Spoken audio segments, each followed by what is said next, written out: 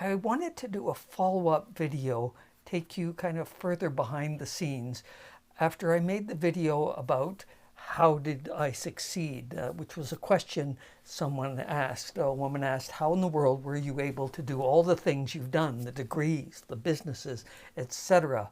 And in that video, I talked about the fact that I had way more failures or things that went nowhere, things where I poured a lot of effort in and they just died. And that's the nature of show business. The message was you can't really compare yourself to others, but we all do.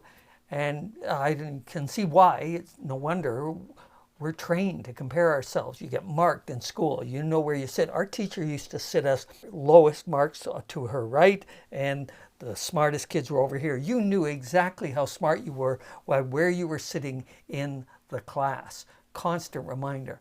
Same with sports, beauty contests, dance competitions. Everything now seems to be a competition. The Voice, America's Got Talent, Canada's Got Talent, everybody's got talent. Dancing with the Stars, The Great Race. I have over the years pitched a whole bunch of ideas, including stuff about the Second World War, about my father's involvement, serious stuff.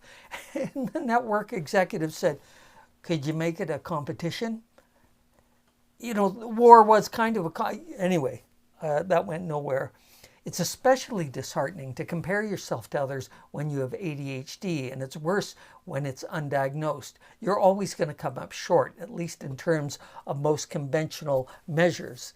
They succeeded and you didn't. All you're seeing is their success. Okay, so she asked about all the degrees. I have one degree, a general degree. That means a 3-year degree. In physics, well, in science, but majoring in physics, or that I was going to, and I just never made it that far. This means that after a 3-year general degree, I understand how physics works, but I can't really do physics. It's like being the ultimate fan of Formula One Grand Prix racing. It doesn't qualify you to be a race car driver. Probably not even the pace car driver. But like many people with ADHD, I settled for a lesser degree because by the middle of my 2nd year there, I was really struggling, really depressed, and I knew I wasn't going to make it. And the smart thing I did, which felt like a failure, was to get out after 3 years. So many of us settle for a degree or a job or a salary that's really beneath our potential because we have undiagnosed ADHD that is messing with us, that's sabotaging our best efforts. And that's why the diagnosis, I say, is such good news. Okay, now I understand. The rest of the things on the wall, the plaques and so on, are not degrees, they're awards, they're nominations. I have accomplished a lot of things. I'm what the doctors call high functioning, which is why I never seriously considered that I might have a disorder until my first marriage was ending. My career had stalled. I was struggling with depression. I was struggling in everything.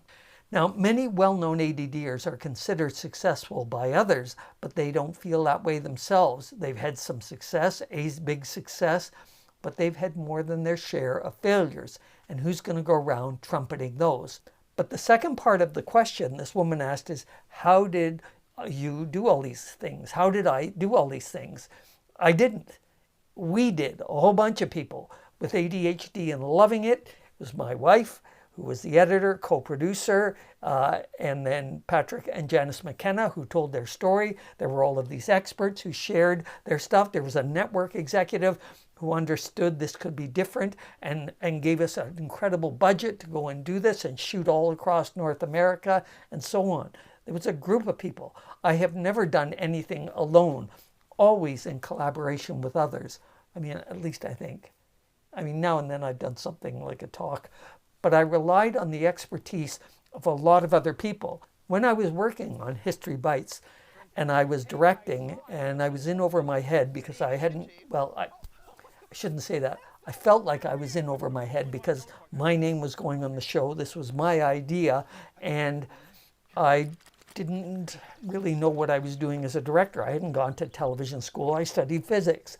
So Rick Arsenault, who was a cameraman on the show, gave me the best advice. He said, don't tell the camera and the lighting people what to do. They know the lights. They know this is going to need a 2K, this is going to need a 3K, this is going to need an Inky, a Wally, I don't know, they had names. Don't tell them what they should do or how they should do it. Describe what you're trying to achieve. What's the context? And for example, with the cast and crew of the show, I told them the whole point of this series is to answer the question or to dispel the myth of the good old days.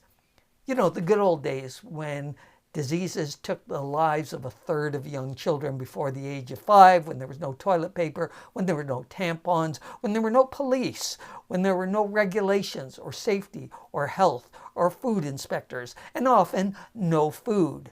And everybody connected with the show bought into that, starting with the network executive who gave us the money to make the show, gave us the approval, gave us the time slot.